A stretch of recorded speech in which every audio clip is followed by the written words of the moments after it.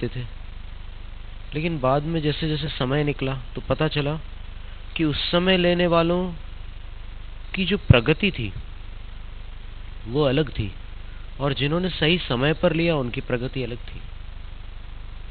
काल के बारे में हम थोड़ी सी बात आपके सामने रखना चाहेंगे। कुछ लोगों का ये मानना है कि ग्रहों का असर परिग्रह वालों पर होता है। सुनने में ये शब्द बड़े सुंदर लगते हैं, पर परिग्रह छोड़ने के बाद भी यदि उसने अपनी साधना द्वारा अपनी शक्ति को ग्रह बल से उन्नत नहीं किया है, तो उसके जीवन में भी बहुत सारे ऐसे प्रभाव देखने में आ सकते हैं और आते भी हैं। जैसे शास्त्रों में ऐसा उल्लेख है, सर्वोपयोगी श्लोक संग्रह में, दीक्षा किन नक्षत्रों में दी जाए और कब देने से क्या लाभ होता है, क्या हानि होती है, इन सब बातों का वर्णन है। ज्योतिष शास्त्र बेईमानों के कारण बदनाम है। हकीकत में वो एक विद्या है और गणितीय विद्या है, और गणित कभी झूठ नहीं बोलता। आरा के पंडित नेमीचंद शास्त्री थे, ज्योतिषाचार्य। उन्होंने भारतीय ज्योतिष नाम की एक पुस्तक लिखी जो भारतीय ज्ञानपीठ से प्रकाशित हुई। एक बार डॉक्टर सर्वपल्ली राधाकृष्णन, जो भारत के महामहिम पूर्व राष्ट्रपति रहे हैं, उनको अपने परिवार के संबंध में कोई समाधान निकालना था। तो अब ज्योतिष की बात जब निकली तो फिर संयोग से पंडित नेमीचंद शास्त्री जी का वहां से समागम हुआ, और नेमीचंद जी ने जिस गणित से भविष्यवाणी की, उन्होंने एक विद्वान से भविष्यवाणी नहीं करवाई, एक और विद्वान भी वहां पर बुलाए गए थे। उन्होंने भी अपने हिसाब से जो बताना था सो बताया, और दोनों को पता था कि ये राष्ट्रपति है। इसका अर्थ यह है कि दोनों में से किसी ने भी कोई कसर नहीं रखी होगी अपनी विद्या का प्रयोग करने में। लेकिन नेमीचंद्र जी की बात सच निकली, और आज जैन ज्योतिष को जानने वाले एक भट्टारक जी थे, यश कीर्ति जिनका नाम था। वो अपनी विद्या किसी को दे गए, और उनसे हमारी मुलाकात हुई। सूरत में आहुरा नगर में थे हम, उनकी बेटी वहीं सूरत में थी। तो उन्होंने बहुत सारी बातें कही, और हमें लगा कि ठीक है, सभी ज्योतिष तो कुछ ना कुछ बोलते ही हैं, कोई चुप तो रहता नहीं। लेकिन क्या पता किसकी बात कितनी सही है, कई बार गलत भी निकलती है कई बातें। लेकिन उनने तारीख बताई थी कि इस तारीख को आपका अपने गुरु से मिलना होगा। और हमने तो अपने मन में ये सोचकर कि ये असंभव बात, हम कहाँ यहाँ गुजरात में बैठे हुए हैं और वो कहाँ पर हैं, कैसे संभव है? किसी हालत में संभव नहीं थी वो बात। पर ठीक 30 अप्रैल को जब हमारा मिलन हुआ, तब हमें उनकी बात याद आई कि उनने तारीख दी थी हमें, और ठीक उसी समय हमारा मिलन हुआ।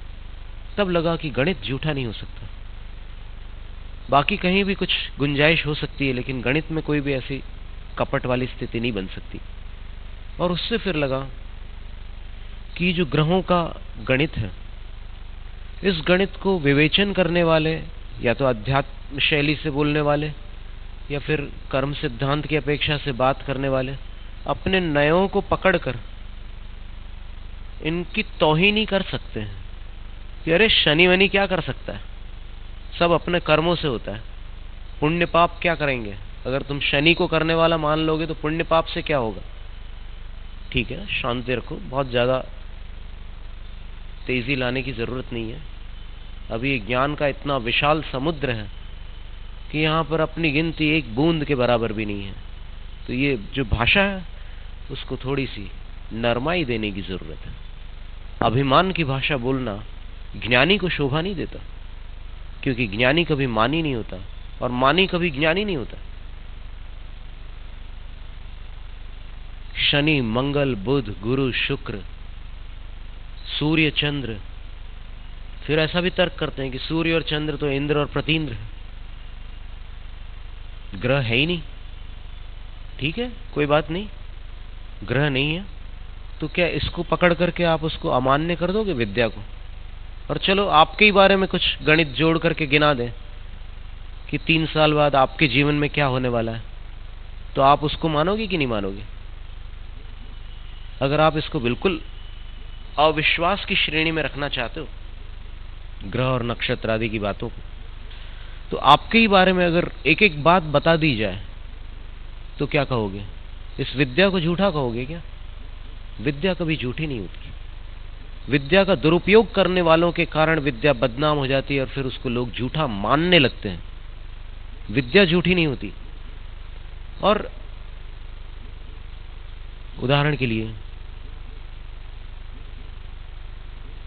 कुछ शकुन के बारे में वर्णन आते हैं, कुछ अन्य चीजों के बारे में भी वर्णन आते हैं, और जब अपन प्रयोग करके देखते हैं कि ऐसा होने पर ऐसा कुछ होता है,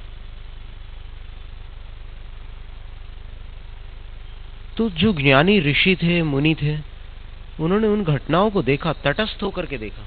उनको कोई लगाव नहीं था कि ये मैं लिख दूंगा तो फिर लोग इस पर श्रद्धा करेंगे और मेरा सिक्का चलने लग जाएगा। ये इरादा नहीं था उनका।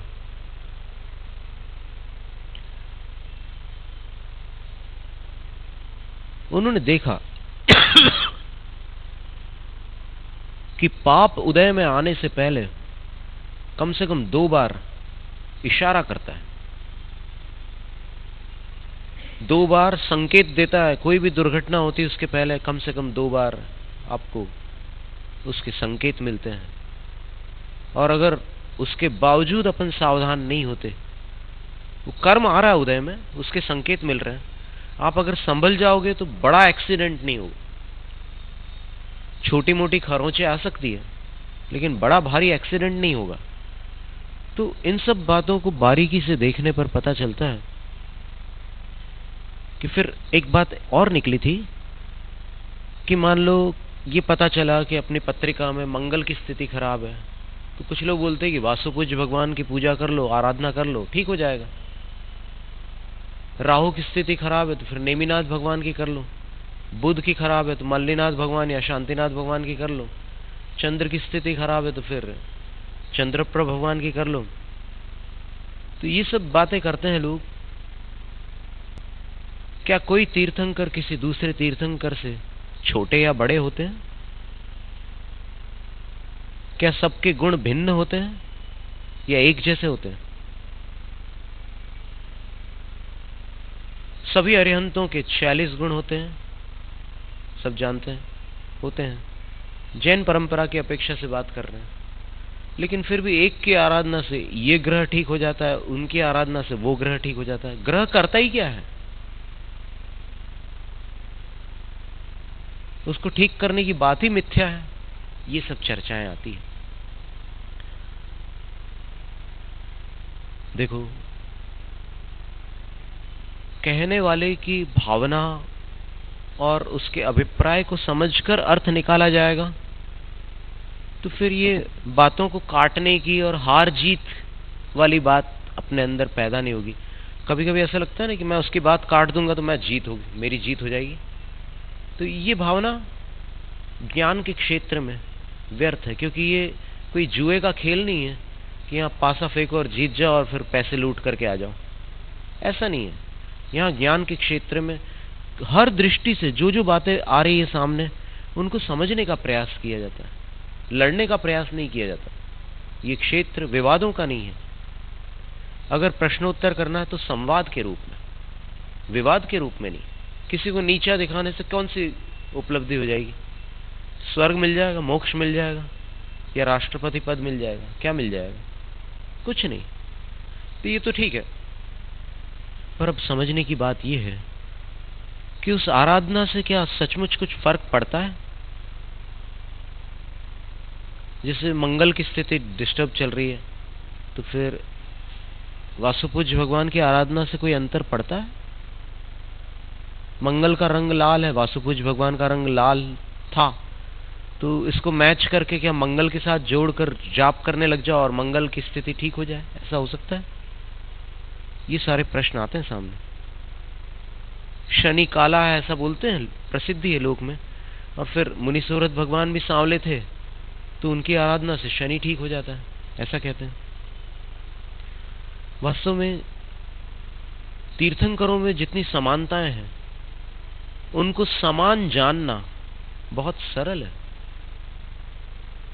46 गुण आदिनाथ भगवान थे, महावीर भगवान के भी 2400 तीर्थंकरों में सब गुण तो आप समान देख सकते हैं, लेकिन उनमें अंतर क्या है ये देखोगे? ऊंचाई में अंतर था, आयु में अंतर था,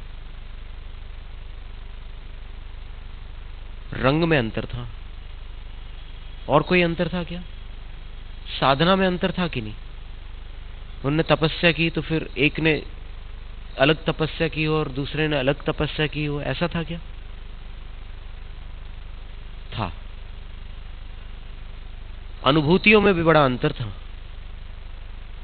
क्योंकि जिन्होंने 13 महीने 8 दिन बाद भोजन किया दीक्षा के बाद, उनकी अनुभूति किसी अन्य को कैसे संभव है?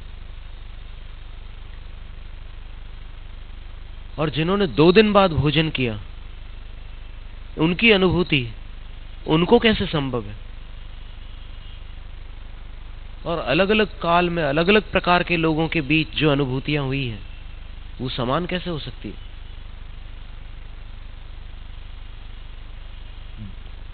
तीर्थंकरों की प्रकृतियों में भी बहुत अंतर रहता है।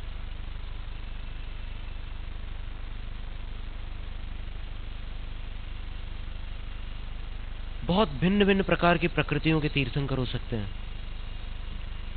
श्री राम कितने महान पुरुष थे, मर्यादा पुरुषोत्तम श्री राम, उनमें और उनके भाई में ही मैचिंग नहीं थी, ठीक है। लक्ष्मण जी और श्री राम जी, इन दोनों में कितना तालमेल था? दोनों के विचार एक जैसे रहते थे क्या? दोनों के बोलने के ढंग एक जैसे होते थे क्या? नहीं। तो फिर इतने भिन्न भिन्न काल में होने वाले इतने सारे भगवान हैं, सबकी शक्तियां, सबके वो वाले गुण 46 गुण जो है, उनमें समानता भले हो, लेकिन अंतर भी बहुत कुछ था। और फिर कई बार ऐसा होता है कि देखो, दवाइयां तो बहुत सारी रखी रहती है, लेकिन किसी दवाई का अलग असर होता है और किसी दूसरी दवाई का अलग असर होता है। एक व्यक्ति को घृत कुमारी के सेवन से अपने रोग में आराम मिलता है और किसी और को धनिया पत्ती लेने से उसी रोग में आराम मिलता है।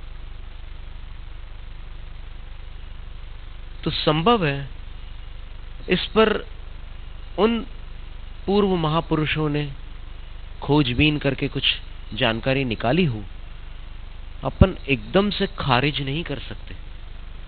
उनको ऐसा मिला हो और उनने प्रयोग भी किया हो कि ऐसी आराधना करने से ऐसा होता है, तो फिर उसमें अपने को विवाद करने की क्या आवश्यकता है? अगर वासुपूज्य भगवान की आराधना से कोई चीज ठीक हो रही है, तो फिर क्या हानि क्या है उसमें? और सब कुछ ठीक हो सकता है। उनकी पूर्ण आराधना कर लो तो सब कुछ ठीक हो जाएगा।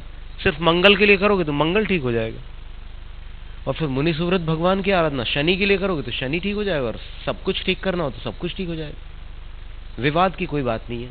ज्ञान का क्षेत्र असीम है, विनम्र बनने की आवश्यकता है, विवाद छोड़ देना। जैनम जयतु शासनम, जैनम जयतु शासनम, जैनम जयतु शासनम।